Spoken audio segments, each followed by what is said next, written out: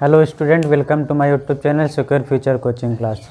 तो दोस्तों, इससे पहले वाले वीडियो में हमने आपको ठोसों का वर्गीकरण के बारे में बताया था और एकक कोष्ठिका के जितने सारे पार्ट थे वो हमने बताए थे। आज हम क्रिस्टलों में अवयवी कणों का निबिड़ संकुलन यानी अवयवी कण किस प्रकार व्यवस्थित होते हैं उसके बारे में जानकारी प्राप्त करेंगे।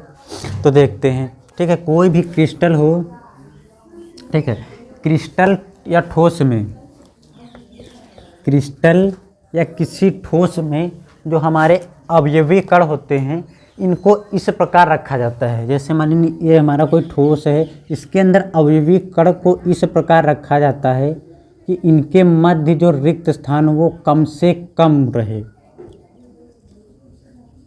यानी ठोसों में अवयवी कणों को इस प्रकार रखा जाता है कि उनके मध्य, यानी अवयवी कणों के मध्य जो स्थान हो वो कम से कम रिक्त रहे, यानी बहुत मतलब जितना संभव हो सके उतना मतलब घना हुए, ठीक है।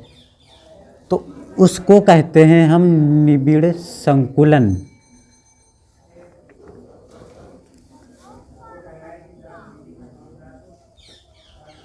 यानी किसी भी ठोस में अवयवी कणों को इस प्रकार व्यवस्थित किया जाता है कि उनके मध्य रिक्त स्थान बहुत कम बचे, ठीक है, बिल्कुल ना के बराबर, जितना संभव हो सके उतना।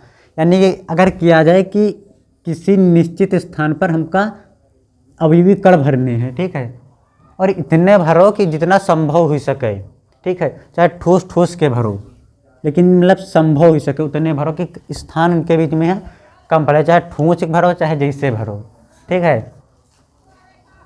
मतलब एक निश्चित स्थान में, जैसे मान लीजिए हमारा हमको इतना निश्चित स्थान दे दिया गया और हमसे कहा गया कि इसमें आपको भरना है और ऐसा भरो कि जो चीज़ भरी जाए, ठीक है, उनके दो अणुओं के बीच स्थान बहुत कम बचे, ठीक है। तो उसके लिए हमको इस तरीके से भरना है कि हमको चाहे जैसे उनको भरना है, ठीक है, लेकिन रिक्त स्थान कम बचना चाहिए। तो इस प्रकार जो हमारा व्यवस्था या संरचना प्राप्त होती है उसी को कहते हैं हम निबिड़ संकुलन। निबिड़ संकुलन, अवयवी कणों का निबिड़ संकुलन। अब जैसे बात हो जाए हमारे निबिड़ संकुलन होता कितने प्रकार का है। निबिड़ संकुलन, जो निबिड़ संकुलन होता है वो हमारा विमाओं के आधार पर 3 प्रकार का होता है। विमाओं के आधार पर 3 प्रकार का होता है। एक होता है एक विमी निबिड़ संकुलन,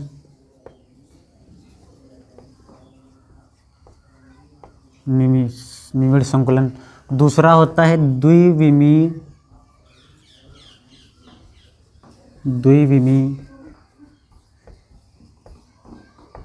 निबिड़ संकुलन। तीसरा जो हमारा होता है त्रिविमी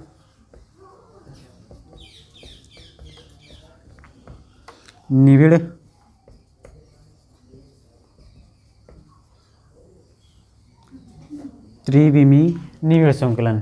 तो इन निबिड़ संकुलनों के बारे में जानकारी प्राप्त करने के लिए हम जो अवयवी कण हैं, अवयवी कण जिनसे मिलकर ठोस बनते हैं, उनको गोले के रूप में मानते हैं। इसमें गोले के रूप में तो हम सबसे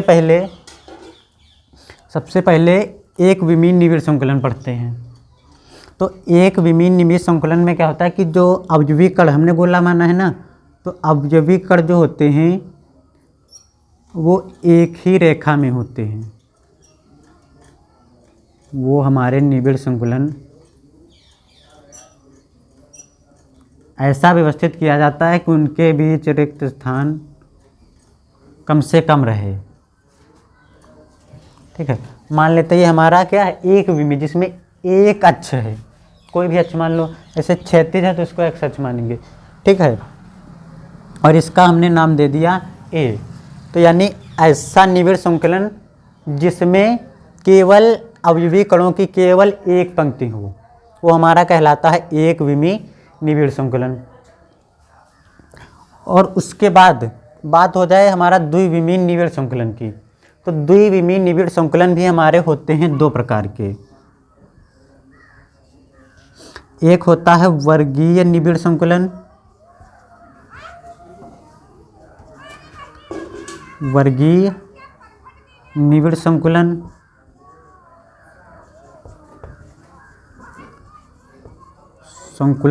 एक होता है षटकोणीय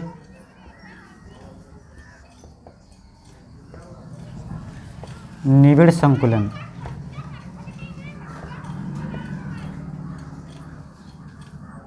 षटकोणीय निबिड़ संकुलन, और ये हमारा दो द्विविमीय निबिड़ संकुलन है, बनता इसी से है।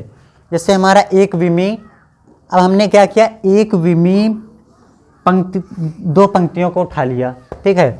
हमने यहाँ पर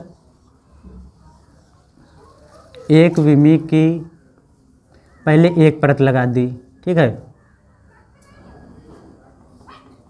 और उसके बाद हमने दूसरी परत को जस्ट इसके गोलों के सामने एकदम लगाया, एकदम जस्ट गोलों के सामने लगाया।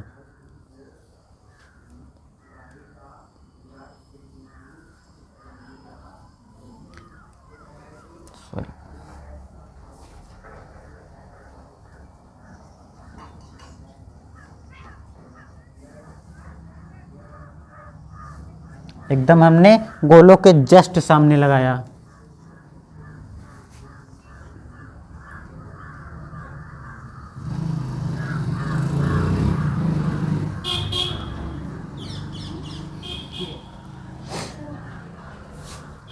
हमने इनको जस्ट, यानी ये सब एक सीधी रेखा में रहें, यानी ये सभी जो हैं वो एक सीधी रेखा में रहें, ठीक है। यानी इनका जो केंद्र हो एक ही रेखा पर हो, उपस्थित हो। यानी इसमें जैसे हमने पहली परत को ए माना था, ठीक है, दूसरी को उसी एकदम उसी अक्ष पर लगाया, तो ये भी हमारी ए हो गई, इसको भी वही लगाया, तो ये भी हमारी ए हो गई।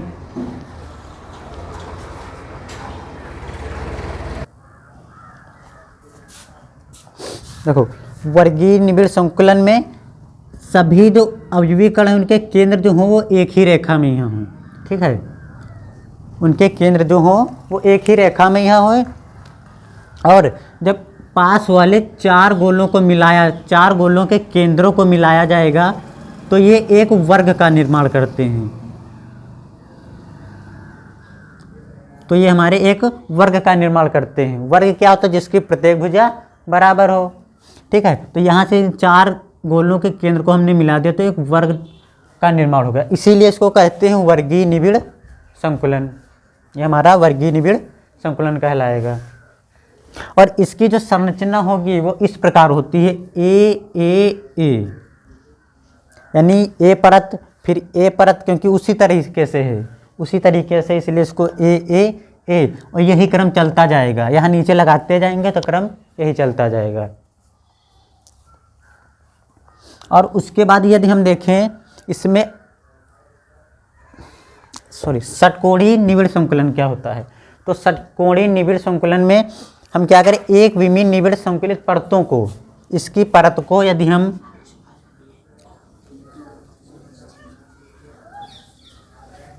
ठीक है, ये ए हो गई, इसकी परत को यदि हम लेकर और इसकी दूसरी परत को इस परत के गर्त में रखें, गर्त का मतलब जो बीच का स्थान रिक्त रह जाता है, ये वाला जो है उसके गर्त में रखें, तो हमारा षटकोणीय निबिड़ संकुलन प्राप्त होता है। जैसे कि मान लेते हैं हमने एक परत ये रखी और दूसरी परत हमने उठाई और इसके गर्त, ये जो रिक्त स्थान ये वाला रहता है उसमें अगर रख दें,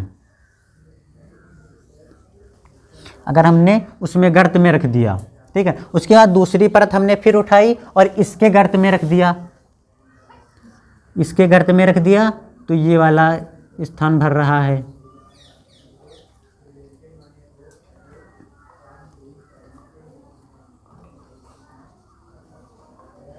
ये इसका गर्त भर रहा है, ठीक है।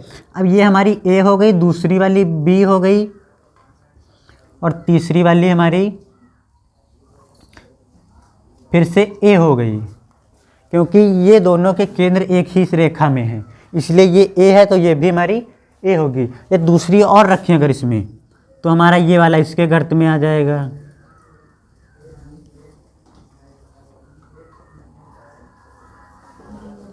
अब ये फिर से हमारी बी हो जाएगी, क्योंकि बी और इसका ये केंद्र मिल रहे हैं, तो इसलिए दोनों बी हो जाएंगी। यानी कि यदि हम एक विमीय संकलित परतों को इस प्रकार एक विमीय निविड़ संकलित दो परतों को इस प्रकार व्यवस्थित करें कि वे एक दूसरे के गर्त में स्थान लें।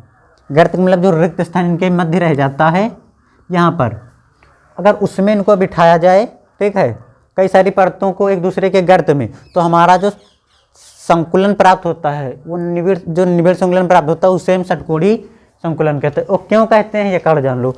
यदि हम पास वाले 6 गोलों के केंद्र को मिलाते हैं, पास वाले 6 गोलों के केंद्र को मिलाते हैं, जैसे इसका केंद्र ये हो गया, इसका ये हो गया, ये हो गया और ये हो गया और ये इनके केंद्र को हम मिलाते हैं यदि,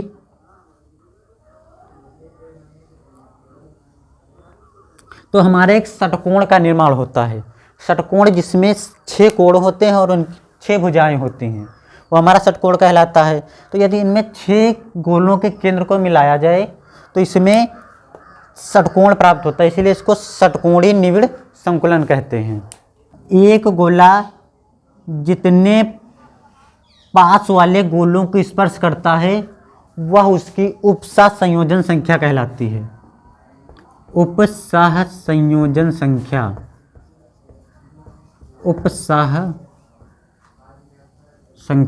उपसह संयोजन संख्या, यानी कि एक गोला अपने पास वाले जितने गोलों को स्पर्श करता है वह उसकी उपसह संयोजन संख्या कहलाती है। जैसे बात कर लें कि पहले एक विमीय निविड़ संकुलन की बात कर लें, तो इसमें जो होता है एक गोला कोई भी गोला मान लेते हैं, तो वो कितने स्पर्श कर रहा है, 2 गोलों को, इसलिए इसकी जो उपसह संयोजन संख्या होगी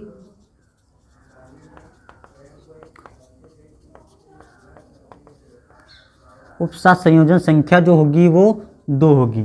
अब बात कर लेते हैं द्विविमीय में 2 भाग होते हैं, एक वर्गीय निविड़ संकुलन, एक षटकोणीय निविड़ संकुलन।